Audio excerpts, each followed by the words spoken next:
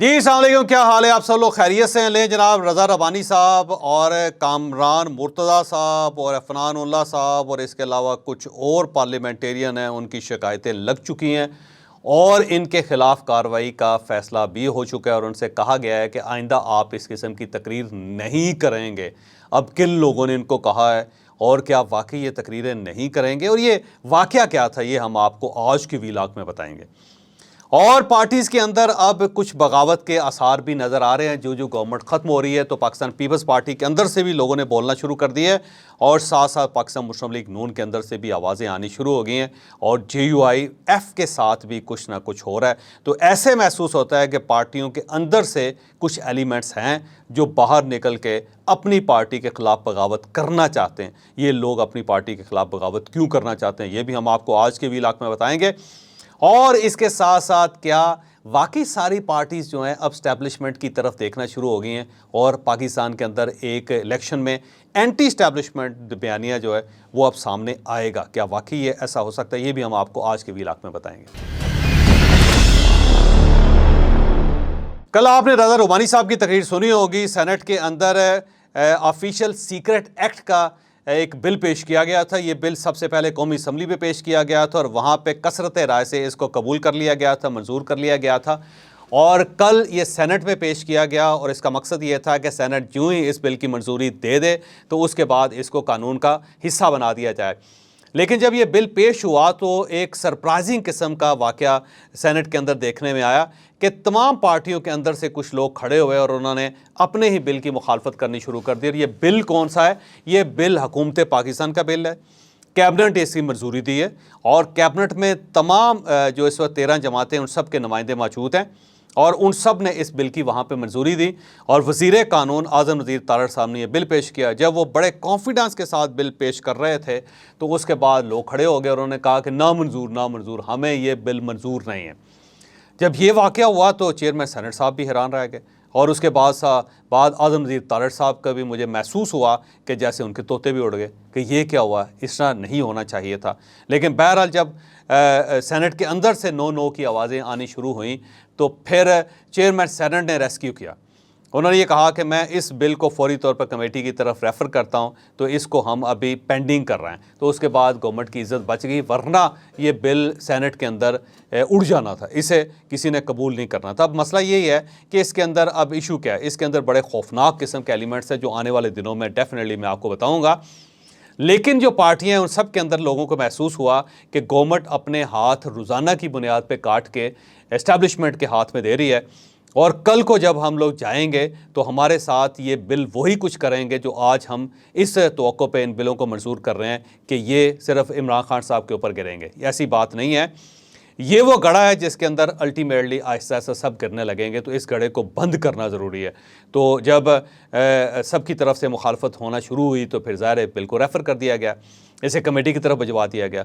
लेकिन जो रज़ा रबानी साहब हैं उनकी जो गुफ्तगू कल है वो सब के लिए आंखें खोल देने के लिए काफ़ी है।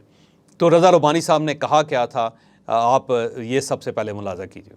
ये नई रवायात डाली जा रही, मुझे ऐसे लग रहा है कि ये सेनेट में नहीं भेजा गया लेकिन मुझे किसी राजवाड़े में भेज दिया गया, जहाँ पे मेरी आंखों पे पट्टी हो, मेरे हाथ बंधे में हो, जो कैबिनेट से पास हो के आ जाए, वो कहें कि दिन है तो मैं कहूँ दिन है, वो कहें रात है तो मैं कहूँ रात है। And I think I am now wasting my time over here and I will tear up your bills. तो रज़ा रबानी साहब का ये कहना है कि ऐसा लगता है कि मैं सेनेट ऑफ पाकिस्तान में नहीं आया, मैं किसी राजवाड़े में आ गया और वहाँ पे मेरी आंखें और मेरे कान बंद करके कहा जाता है कि जो बिल आपके सामने रखा जा रहा है बस उसको मंजूर कर लें।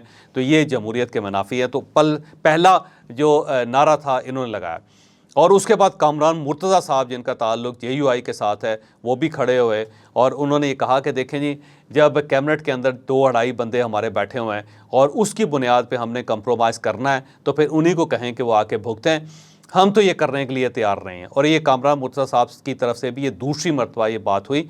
उससे पहले एक बिल था, जब वो पेश किया गया था तो उन्होंने कहा जी मुझे तो ऐसे लगता है जैसे हम सिर्फ यहाँ पे चाय पीने के लिए आते हैं, तो हम ये बिल मंजूर करने के लिए तैयार नहीं हैं। तो उस पर खासी लिहादे हुई। तो बिल वो था कि जिसमें वज़ीर आज़म जो निगरान वज़ीर आज़म है उसके इख्तियारात को तोसी दी जा रही थी। और ये बिल था इलेक्शन एक्ट के अंदर जो शिक है 230 उसके अंदर अमेंडमेंट का, तो उसके ऊपर कामरान मुर्तज़ा साहब की रिजर्वेशंस आई थी। और उसके फ़ौरन बाद आज़म नज़ीर तारड़ साहब ने मौलाना फजलुर रहमान साहब से टेलीफोन पे बात करके कहा था कि आपके जो सेनेटर साहब हैं उन्होंने हमारी गेम ख़राब कर दी है और उनका जो रवैया था वो ठीक नहीं था, इससे तो गवर्नमेंट मज़ीद कमज़ोर हो जाएगी और हमारी बड़ी बदनामी होगी। तो फिर मौलाना ने कामरान मुर्तज़ा साहब को फ़ोन करके उनकी झाड़ पिलाई थी और कहा था कि इस तरह ना करें, इससे हमारा इत्तेहाद टूट जाएगा। और फिर इनसे कहा गया था कि आप कमेटी के अंदर बैठें और कुछ दरमियान का रास्ता निकालें। फिर कामरान मुर्तज़ा साहब ने एक दरमियान का रास्ता निकाला कि ये जो निगरान प्राइम मिनिस्टर हैं ये नए एग्रीमेंट्स नहीं कर सकते, लेकिन जो पुराने एग्रीमेंट्स चल रहे हैं उनके ऊपर कुछ ना कुछ इनके पास इख्तियारात होंगे। तो इस तरह वो बिल पास हुआ। अब जब कल इन्होंने गुफ्तगू की तो उसके बाद पार्टी की तरफ से दोबारा रिजर्वेशंस आई और इनसे कहा गया कि कामरान मुर्तज़ा साहब आप क्या करना चाहते हैं, इस तरह तो जगहसाई हो रही है और ऐसे महसूस होता है जैसे पार्टी के अंदर बगावत हो रही है। तो इनसे कहा गया कि आइंदा आपने इस तरह नहीं करना, लेकिन जहाँ तक मेरी इंफॉर्मेशन है कामरान मुर्तज़ा साहब बाहर नहीं आएंगे क्योंकि डिफरेंट आदमी है, ये बहुत ज़्यादा कंप्रोमाइज़ करने वाले शख्स नहीं है। सेम इसी तरह पाकिस्तान पीपल्स पार्टी की तरफ से रज़ा रुबानी साहब को भी पूछा गया कि आपने ये क्यों कहा, ऐसे महसूस होता है कि जैसे हम सब लोग एंटी डेमोक्रेसी हैं, तो ये ठीक नहीं है। लेकिन रज़ा रुबानी साहब भी बड़े बाज़मीर आदमी हैं। आपको याद होगा जब मिलिट्री कोर्ट्स का इशू हुआ था 2016 में APS के वाक़े के बाद, तो उस वक्त भी रज़ा रुबानी साहब ने खड़े होकर ठीक ठाक किस्म के रिमार्क्स दिए थे और उन्होंने कहा था कि मैं डूबते हुए दिल के साथ और आंखों में आंसू ला के मैं इस बिल को मंजूर कर रहा हूँ, लेकिन ये ठीक नहीं है। तो रज़ा रुबानी साहब जो है उनके बारे में ये तासुर है पार्टी के अंदर भी और बाहर भी कि वो अपने ज़मीर की आवाज़ सुनते हैं। तो कल जब उन्होंने बात की तो बात में वज़न था, क्योंकि बात बेजान नहीं है। ये याद रखें कि इस वक्त अगर पाकिस्तान में जमहूरियत है तो फिर इस जमहूरियत को जमहूरियत नहीं कहा जा सकता, क्योंकि उसकी वजह यह है कि ये वो कवानीन है जो 59 कवानीन पिछले 4 दिनों में पास हुए हैं और जिस तरह धड़ाधड़ ये पार्लियामेंट कानून पास कर रही है, गवर्नमेंट पास कर रही है, यकीन करें कि ये रफ्तार जनरल परवेज़ मुशर्रफ के दौर में भी नहीं थे। और ये जो कवानीन जो पास हो रहे हैं ये किसी मिलिट्री डिक्टेटर ने भी आज तक पास नहीं किए। तो यूँ महसूस होता है कि वो काम जो इस्टेब्लिशमेंट ने करना था या वो काम जो इस्टेब्लिशमेंट माजी में करती थी या वो काम जो अदलिया से करवाए जाते थे वो अब यही गवर्नमेंट कर रही है। तो अब ये गवर्नमेंट अदलिया के वो जो काम पुराने थे उनको भी बीट कर रही है। तो अगर ये कहा जाता था कि अदालतें हमेशा आइन शिकनी के ऊपर मोहर लगा देती हैं, तो अब ये जो लोग कर रहे हैं ये उससे कहीं आगे निकल गए। फिर ये कहा जाता था कि इस्टेब्लिशमेंट हमेशा आइन को तोड़ती है, तो अब जो कुछ ये गवर्नमेंट कर रही है आप यकीन करें तो वो जो इस्टेब्लिशमेंट की तरफ से आइन शिकनी होती थी वो इसका पास्कू भी नहीं है, वो इसका 1% भी नहीं है। तो ऐसे महसूस होता है कि ये गवर्नमेंट जाते जाते वो सारे काम करना चाहती है जो डिक्टेटर्स के दौर में भी नहीं हो सके थे। अब सवाल ये है कि ये जो सारे इकदाम हैं क्या इसका नुकसान सिर्फ इमरान खान साहब को होगा? बिल्कुल नहीं होगा। पाकिस्तान की ये रवायत है कि जिस शख्स ने भी जब कोई दूसरे के लिए कानून बनाया अल्टीमेटली वो खुद उस कानून का शिकार हुआ। आप देख लें कि मिलिट्री कोर्ट्स का, ये स्पीडी कोर्ट्स का मियां नवाज शरीफ साहब के दौर में हुआ था और मियां नवाज शरीफ साहब खुद इनका शिकार हुए। नैब उस वक्त 18वीं तरमीम में इनके पास एक ऑप्शन था कि उसको ख़त्म कर देते, लेकिन उस वक्त मियां नवाज शरीफ साहब ने कहा था नहीं जी हमारे कौन से हमारे खिलाफ केस बनने हैं, तो आप कर लें, इसको रखें। तो उसका नुकसान ये हुआ कि फिर इमरान खान साहब के दौर में मियां नवाज शरीफ, मियां शहबाज शरीफ, हमजा शहबाज, बल्कि पूरी की पूरी पार्टी जो पाकिस्तान मुस्लिम लीग नून की और पीपल्स पार्टी की है वो नैब का निशाना बनी। तो इमरान खान साहब से भी जनाब बाजा साहब ये कहते होते थे कि खान साहब याद रखें कि ये नैब कभी ना कभी आपके ख़िलाफ़ इस्तेमाल होगा। तो उस वक्त इमरान खान साहब का कहना था कि नहीं ऐसा नहीं होगा, इसको चलने दें। और उसका नुकसान ये हुआ कि आज इमरान खान साहब खुद नैब का निशाना बने हुए और नैब के अंदर इतने ज़्यादा केसेस है कि अगर एक केस भी इमरान खान साहब को लड़ गया तो इनकी सियासत हमेशा के लिए ख़त्म हो जाएगी। तो अब सवाल ये है कि जब दूसरों के लिए कुआं खोदा जाता है तो डेफिनेटली कभी ना कभी आप उसके अंदर गिरते हैं। तो आज जो कवानीन पास किए जा रहे हैं ये इमरान खान साहब के लिए किए जा रहे हैं, लेकिन याद रखें कि ये सब लोग जो इस वक्त ये कानून पास कर रहे हैं ये इस गड़े का निशाना ज़रूर बनेंगे, ये इसके अंदर ज़रूर गिरेंगे। वक्त जो है ना इनको उस चक्की में ज़रूर पीसेगा कि जो अब ये किसी और को पीसने के लिए बना रहे हैं।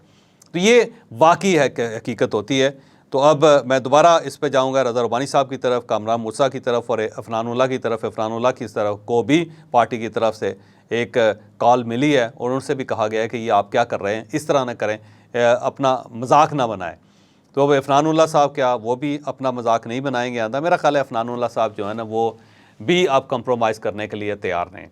और इस सारी सिनेरियो को, इस सारी सूरत हाल को कुछ लोग ये टिल्ट दे रहे हैं कि पार्टियों के अंदर बगावत होनी शुरू हो गई और ये वो लोग हैं जो क्लीन लोग हैं और ये अपनी पार्टियों को छोड़ के आने वाले दिनों में एक पार्टी बनाएंगे जिसके अंदर सारे क्लीन लोग होंगे। तो एक क्लीन पार्टी बनेगी जो पाकिस्तान के आने वाले दिनों में इन सियासी जो पुरानी सियासी जमातें हैं उन सबको नुकसान पहुंचा देगी। तो क्या ये बात दुरुस्त है या नहीं, तो आने वाले दिन देखेंगे। लेकिन कुछ लोगों की विशफुल थिंकिंग है कि पार्टियों के अंदर से अब आवाज़ें आ रही हैं तो इन आवाज़ों को ग्रैब कर लेना चाहिए। यहाँ पे मैं आज के वीलाक में तलाल चौधरी साहब को मुबारकबाद पेश करना चाहता हूँ कि उनके 5 साल पूरे हो गए हैं। सुप्रीम कोर्ट ऑफ पाकिस्तान ने इनके ऊपर पाबंदी लगाई थी, इन्हें डिस्क्वालीफाई किया था, डिस्क्वालिफिकेशन की का दौर वक्त ख़त्म हो गया है। तलाल चौधरी साहब अब इलेक्शन लड़ सकते हैं, लेकिन मेरा ख्याल है सुप्रीम कोर्ट ऑफ पाकिस्तान को जो इनके साथ नाइंसाफ़ी हुई उसकी तलाफ़ी करनी चाहिए।